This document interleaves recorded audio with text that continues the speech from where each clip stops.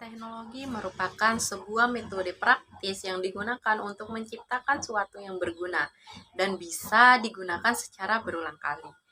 Nah, teknologi diciptakan oleh manusia, banyak berhubungan dengan kegiatan yang dilakukan manusia dalam kehidupan sehari-hari. Juga dapat digunakan dalam pembelajaran. Nah, teknologi dalam pembelajaran telah mengubah pendidikan secara drastis. Dulu, proses belajar mengajar didominasi oleh metode tradisional, seperti ceramah dan buku teks. Namun, dengan kemajuan teknologi, kini siswa dan guru memiliki akses berbagai alat dan sumber daya yang dapat memperkaya pengalaman belajar. Nah, teknologi dalam pembelajaran merujuk pada penggunaan berbagai perangkat, aplikasi, dan platform digital untuk memfasilitasi proses belajar mengajar. Nah, teknologi yang mencakup ada perangkat keras berupa komputer, tablet, smartphone, proyektor, ada juga perangkat lunak, aplikasi pembelajaran, platform e-learning, dan ada juga menggunakan internet. Internet ini digunakan untuk mengakses informasi yang tak terbatas, sumber belajar online, serta jaringan sosial. Teknologi dalam pembelajaran.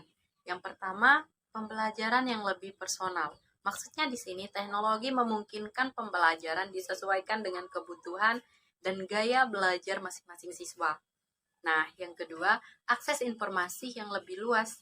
Maksudnya di sini siswa dapat mengakses berbagai sumber belajar dari mana saja dan kapan saja. Nah, yang ketiga, pembelajaran yang lebih interaktif. Maksudnya, teknologi membuat pembelajaran lebih menyenangkan dan menarik. Nah, yang keempat, ada kolaborasi yang lebih baik, di mana siswa dapat bekerja sama dengan teman sekelas mereka dari jarak jauh. Nah, yang terakhir ada meningkatkan keterampilan abad ke-21, di mana teknologi membantu siswa mengembangkan keterampilan seperti berpikir kritis, pemecahan masalah, dan kreativitas. Selanjutnya, contoh penerapan teknologi dalam pembelajaran. Yang pertama ada e-learning. Nah, e-learning ini merupakan platform pembelajaran online yang memungkinkan siswa belajar dengan materi yang terstruktur dan interaktif. Yang kedua ada pembelajaran berbasis game. Nah, pembelajaran berbasis game ini menggunakan game untuk mengajarkan konsep-konsep yang sulit dipahami oleh siswa. Nah, selanjutnya yang ketiga ada simulasi. Simulasi di sini menciptakan lingkungan virtual untuk mempelajari konsep-konsep abstrak.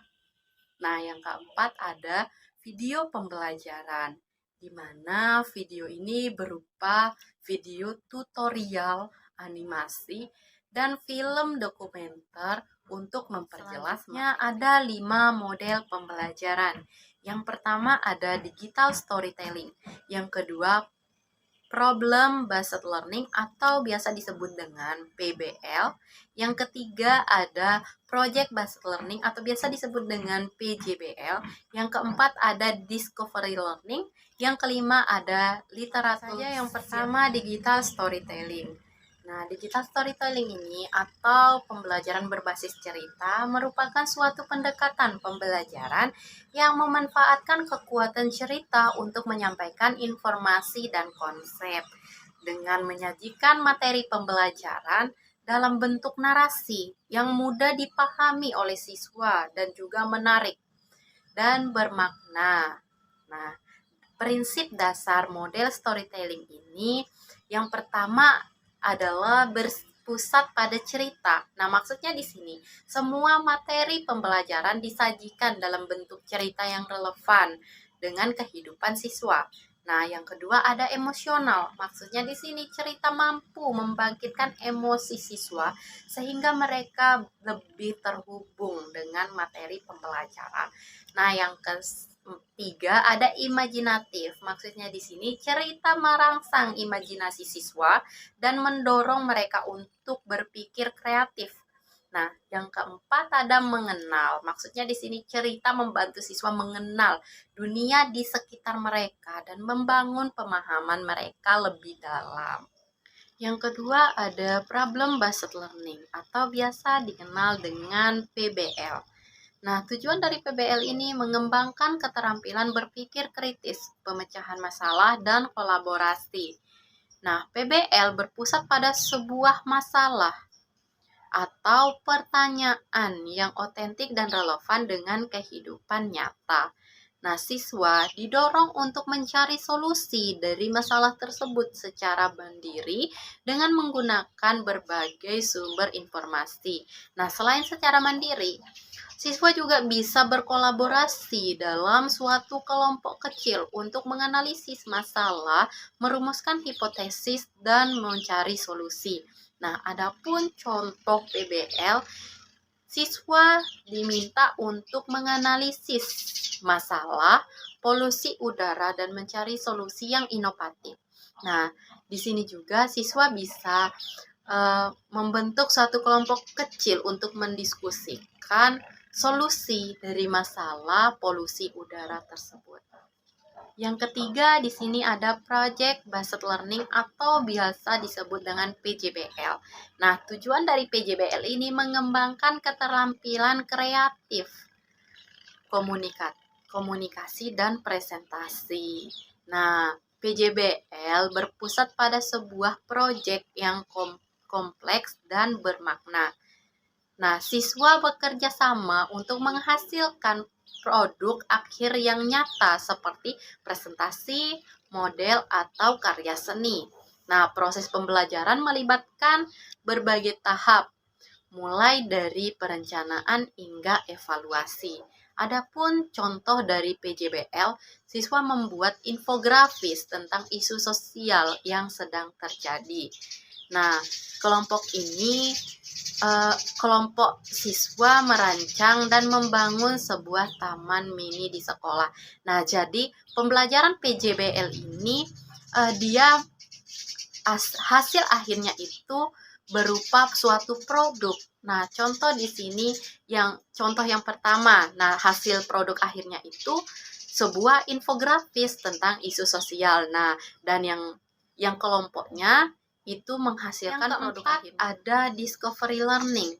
Nah, discovery learning ini atau pembelajaran penemuan adalah sebuah pendekatan pembelajaran di mana siswa didorong untuk secara aktif mencari tahu dan menemukan sendiri konsep-konsep baru.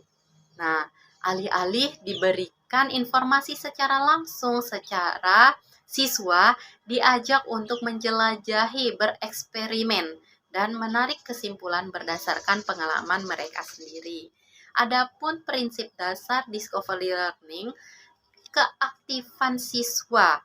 Nah, maksudnya di sini siswa menjadi pusat pembelajaran dan secara aktif terlibat dalam pembelajaran tersebut. Nah, yang kedua ada penemuan mandiri.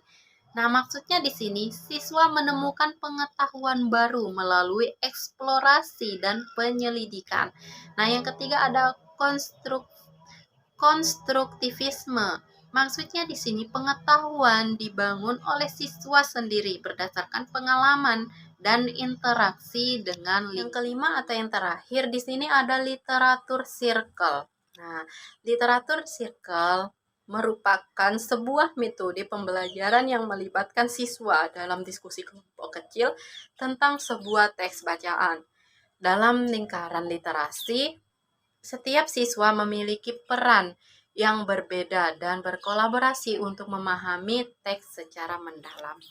Adapun tujuan literatur circle, yang pertama meningkatkan pemahaman. Nah, siswa di sini saling berbagi pemahaman mereka terhadap teks, mengklarifikasi konsep yang sulit, dan menemukan makna yang lebih mendalam.